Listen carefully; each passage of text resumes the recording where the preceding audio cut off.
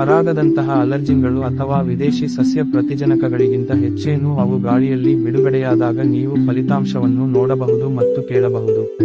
ಅಲರ್ಜಿನ್ಗಳು ಮೊದಲು ಮೂಗಿನ ಅಂಗಾಂಶವನ್ನು ಎದುರಿಸಿದಾಗ ಸೀನುವಿಕೆಯು ಪ್ರಚೋದಿಸಲ್ಪಡುತ್ತದೆ.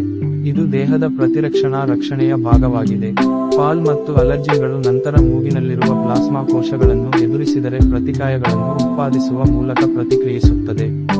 ಈ ಪ್ರತಿಕಾಯಗಳು ಹಿಸ್ಟಮೈನ್ ರಾಸಾಯನಿಕವನ್ನು ಹೊಂದಿರುವ ಬಿಳಿ ರಕ್ತ ಕಣಗಳಾದ ಮಾಸ್ಟ್ ಕೋಶಗಳಿಗೆ ಲಗತ್ತಿಸಲಾಗಿದೆ. ಹೆಚ್ಚು ಪ್ರತಿಕಾಯಗಳು ಉತ್ಪತ್ತಿಯಾಗುವುದರಿಂದ ಅವು ಮಾಸ್ಟ್ ಕೋಶಗಳು ಹಿಸ್ಟಮೈನ್ ಅನ್ನು ಬಿಡುಗಡೆ ಮಾಡಲು ಕಾರಣವಾಗುತ್ತವೆ.